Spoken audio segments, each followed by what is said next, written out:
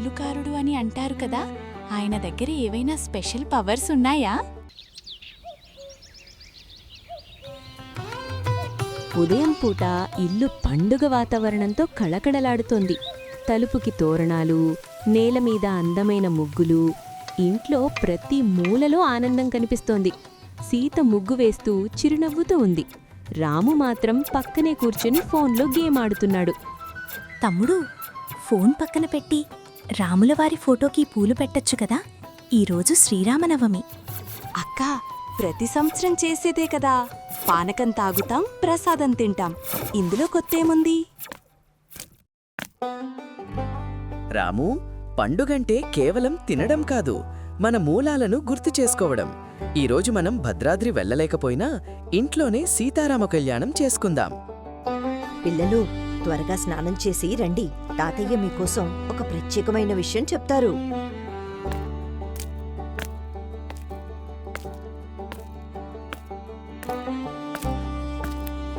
తాతయ్య, రాముడు గొప్ప విల్లుకారుడు అని అంటారు కదా, ఆయన దగ్గర ఏవైనా స్పెషల్ పవర్స్ ఉన్నాయా? జై శ్రీరామ్. రాముడి దగ్గర ఉన్నది అతిపెద్ద పవర్, అదే నిగ్రహం. రాముడంటే కేవలం ఒక దేవుడు కాదు, ఒక పరిపూర్ణ మనిషి.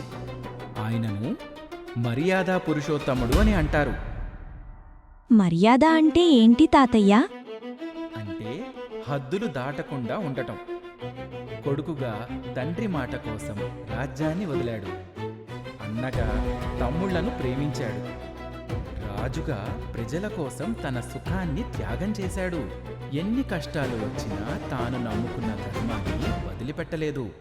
రాముడు అడవికి వెళ్ళినప్పుడు ఆయన దగ్గర ఏమీ లేదు, కానీ ఆయనతో ధర్మం ఉంది, ధైర్యం కూడా ఉంది, ఏదైనా సాధించే నమ్మకం కూడా ఉంది. అందుకే వానర సైన్యం కూడా ఆయనకి సాయం చేసింది. రావణుడు గొప్ప మేధావి, కానీ గర్వం వల్ల ఓడిపోయాడు. రాముడు వినయం వల్ల గెలిచాడు. అంటే టాలెంట్ కంటే క్యారెక్టర్ ముఖ్యమని చెప్తున్నారా తాతయ్య? అవును, ఖచ్చితంగా. సాఫ్ట్వేర్ ఎంత బాగున్నా హార్డ్వేర్ స్ట్రాంగ్గా లేకపోతే లాభం లేదు కదా. తాతయ్య, ఇవాల్టి నుంచి నేను కూడా రాముడిలా ఉండటానికి ప్రయత్నిస్తాను తాతయ్య. మరి సీతమ్మ గురించి చెప్పండి తాతయ్య. సీతమ్మ దగ్గర ఉన్నది అతిపెద్ద పవర్, అదే ఓర్పు.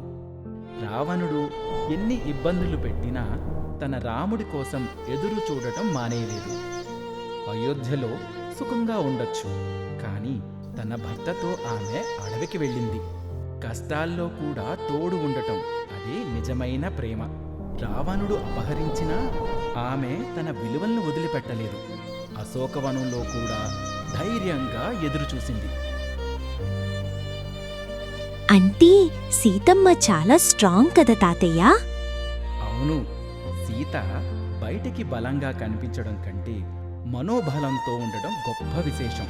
అదే ఆ తల్లి సీతమ్మ మనకు నేర్పింది. నేను కూడా సీతమ్మలాగా ఓర్పుగా ఉంటాను తాతయ్య. చూడండి పిల్లలు, రాముడు సీత ఇద్దరు మనకి గొప్ప ఉదాహరణలు. రాముడంటే నిగ్రహం, ధర్మం. సీతమ్మ అంటే ఓర్పు, ధైర్యం. ఇద్దరూ మనకి ఒకటి నేర్పారు, అదే ప్రేమ అంటే కష్టాల్లో కూడా తోడు ఉండటం అని. మీరు కూడా నిజాయితీగా ఉండాలి, ధైర్యంగా ఉండాలి, అందరినీ ప్రేమగా చూడాలి. సరేనా? అలాగే తాతయ్య.